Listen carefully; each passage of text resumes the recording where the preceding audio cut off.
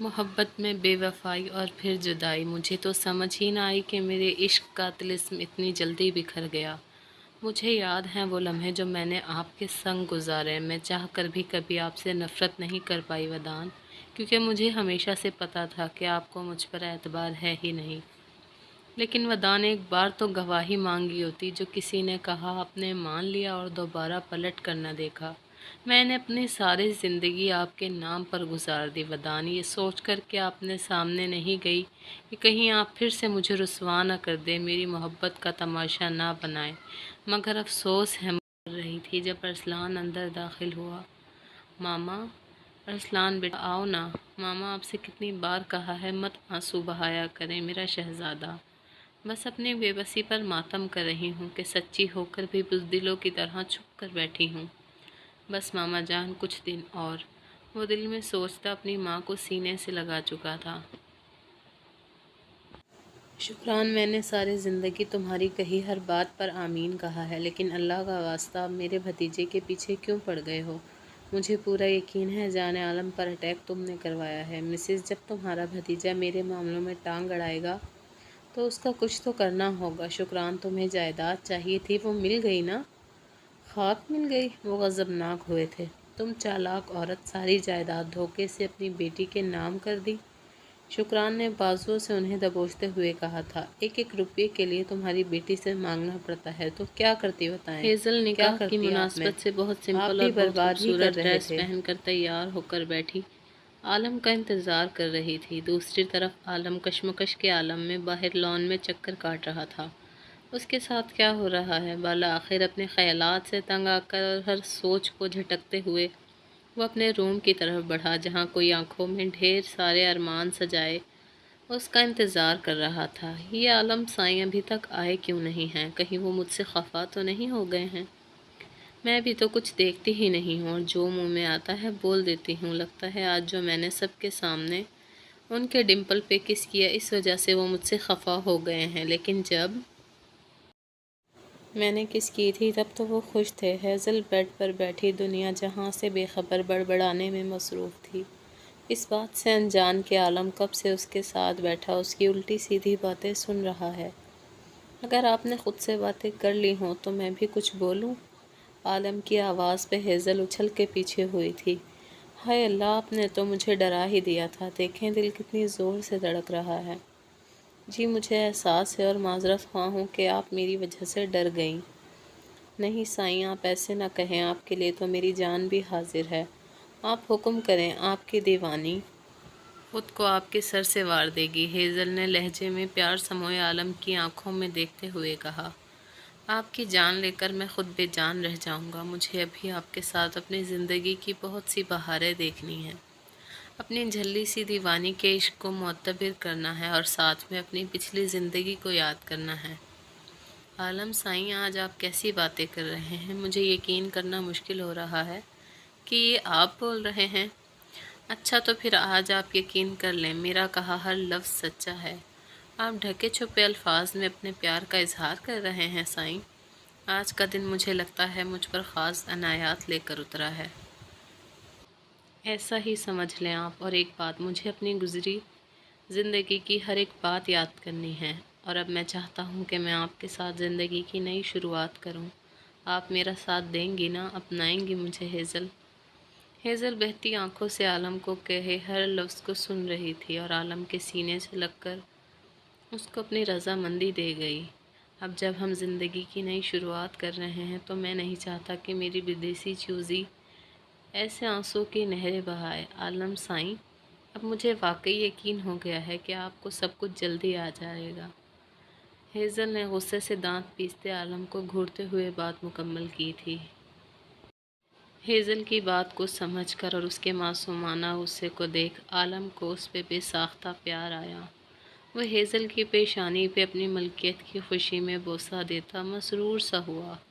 Hazel اس اچانک افتاد پر شرما کر رہ گئی تھی اور نظریں جھکا گئی۔ عالم اس کی اداؤں پہ صدقے واری جا رہا تھا۔ ہیزل کے سجے سورے نازک سراپے میں اس کی نظریں الجھ کر رہ گئی تھیں۔ جانے عالم آج کی رات ہیزل میں گم ہو جانا چاہتا تھا۔ ہیزل شرمائی گھبرائی عالم کی نظروں سے کنفیوز ہوئی، یہاں وہاں دیکھتی، اپنے ہونٹ چبا رہی تھی۔ عالم ہیزل کی حرکت پر ٹھنڈی آہ بھر کر رہ گیا اور اس کے لبوں کو دانتوں سے آزاد کر رہا تھا جو اب تک سرخ ہو چکے تھے۔ ہیزل کے کپکپاتے گلابی ہونٹ دیکھ عالم کی حلق میں کانٹے سے اگنے لگے۔ خود پر ضبط کھوتا وہ ہیزل کے لبوں پر جھک کر محبت کا جام پینے لگا۔ ہیزل اس اچانک عمل پر گھبرا سی گئی۔ عالم کے کالر پر اس کی بڑھتی گرفت اسے بے خود کر رہی تھی۔ وہ آنکھیں سختی سے بند کیے عالم کی شدتیں برداشت کرنے لگی۔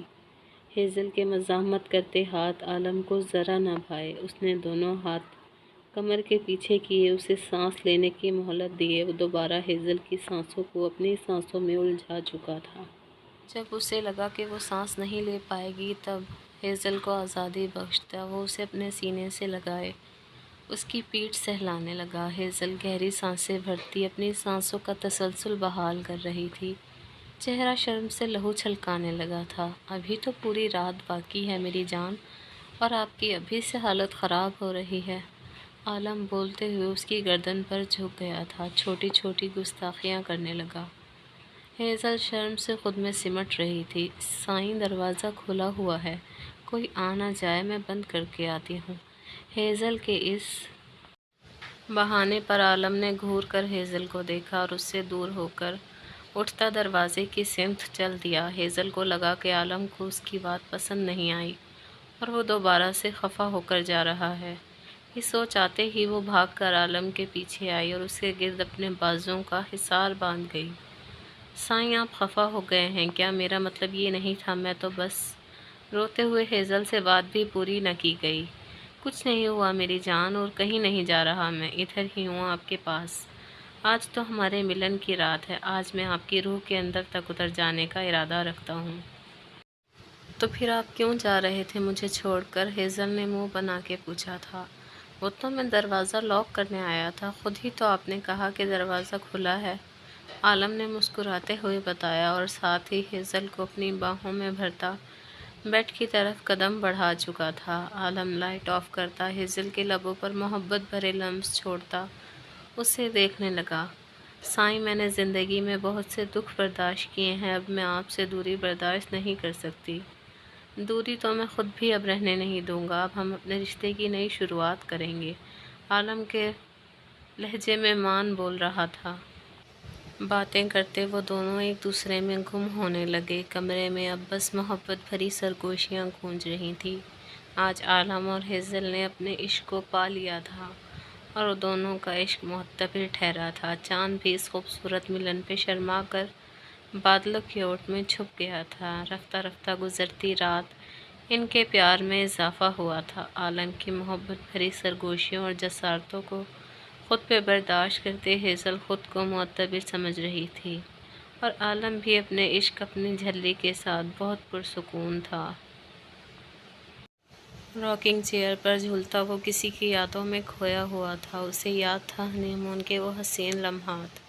ودان، آئی ریئلی لوز یو، جب مہر نے پوری دنیا کے سامنے اس سے اظہار محبت کیا تھا۔ ودان کو آج تک ان پلوں کی سمجھ نہیں آئی تھی جس میں وہ اور مہر جدا ہوئے۔